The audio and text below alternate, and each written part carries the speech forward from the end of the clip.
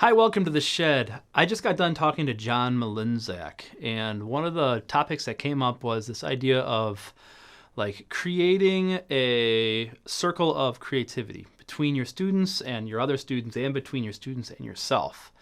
So I've tried this in real life and remotely, and it's been amazing. So you give specified roles for a project. Students are working together where they all feel validated because their role in the project is important, and they're creating a product together. But it's not about the product, it's about the process, and you're being more of a facilitator of that process.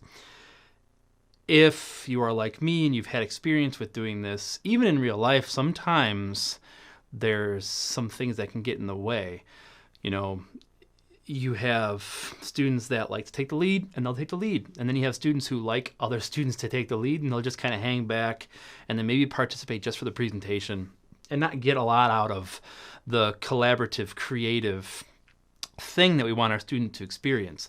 So what I've done is I've developed a lesson that I've used in real life, and I've used it remotely to work on those strategies. And what it does is it focuses on being specific about the outcomes for behaviors for working collaboratively. Because what I've found is if you're not specific about behavioral outcomes, then the natural tendency for a student is to pick the path of least resistance. And for the student who likes to be the leader and likes to do everything themselves, their path is to be the leader.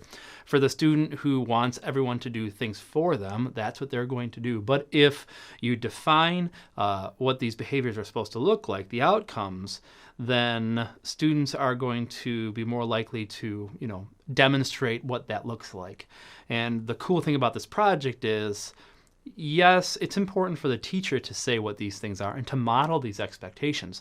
But this process is all about, students coming up with those expectations while working collaboratively.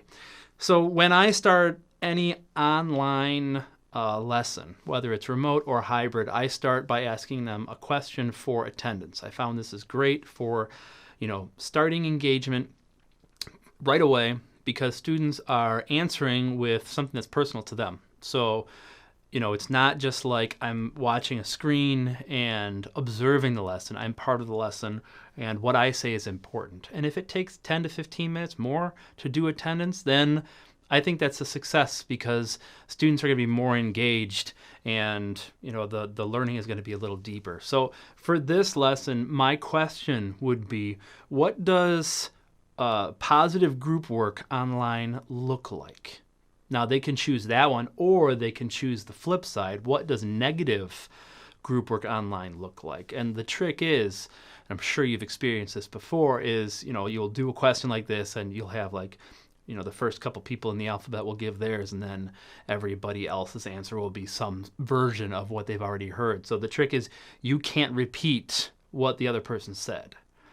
So then you'll get them thinking. They'll start putting their mind in the mindset of, okay, what does it look like? Have you ever, and the way that I do this is I model at the beginning with these questions.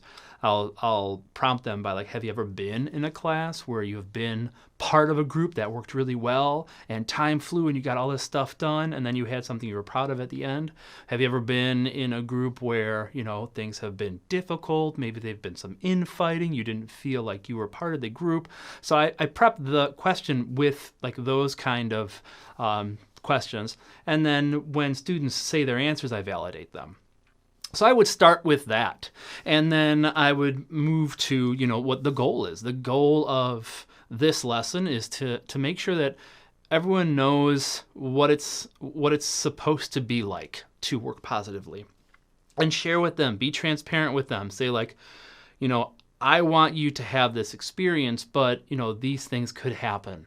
I've seen this happen in the past. Or maybe just stay positive, I have been a teacher at this school and I work great with the band director and the choir directors at the school. And I think that it would, I want you to have that experience too, because that's something that you'll be needing when you graduate. And I think they like that transparency, that two-way communication. That's what John and I were talking about. So the procedure of the project is they're going to get into small groups, and they're going to create an acronym for what positive group work is like working remotely or blended or whatever you're doing. and you'll give them a certain amount of time. I would say maybe 10 to 15 minutes. So they're going to create the acronym. First tell them what an acronym is. You can generate an acronym for this as well if you want. And then you're going to tell them for the presentation, they have to, say what the acronym is together. And then each member of the group is going to take one of the words and justify the word. They're going to explain why they chose that word. How does it, demonstrate positive group work? What I have them do before is like a little activity. And when I'm working online, I'm always like doing together stuff, individual stuff, together stuff, group stuff. When I'll do, so I'll give the brief, and then I say, but first you need to find a spot in where you live that you can have a good video feed. So I'll talk about, okay, you want the light in front of you. You don't want to be standing in front of the window with the light behind you. You have your camera on your device has a small sensor. You want as much light as possible so you don't get a distortion in the image. You want to be in a room where you're by yourself so that your microphone can hear you. You want to be, you don't want to have the camera facing up at you. You have them find that location and then show that location. Okay, everyone, screen's on. Show us your best video shoot location. That's doing two things. First thing is they're going to give you the look that's the best that they can give. But the second thing is you're having them move to a different area in where they live. And that's kind of, they get stuck in this rut of like, okay, I'm going to lay in bed. And this is what I do when I lay in bed and I'm doing school. But if they're moving and now they're on the kitchen table, you've changed the physical space around them, which is going to change their mental space as well. So have them find something. Okay, cameras, 3, 2, 1, we're going to gamify it. We're going to put the cameras on when I get to 0. 3, 2, 1, 0, you put it on, and then start talking about what you see. Like, oh, I really look at Tim's lighting. It's so good. I can see his face. I noticed that he had like some Pokemon figurines behind him just to show a little bit of who he is. It's super cool. And then the more positive stuff like that you do with their surroundings, the more they're going to feel good about their surroundings, and the product that they're going to create is better. So then once you're back together, refresh the brief, give them the time limit. You have 15 minutes to do this. And then I normally put a timer on my screen. I use classroomscreen.com. I think that's what it's called. And that timer will be there. Describe what the activity is again, and then when they come back, I group spotlight the groups, and then they will have maybe 5 people per group. I'll spotlight all 5 people, and then they talk about their acronym. They are each person describes what each word is.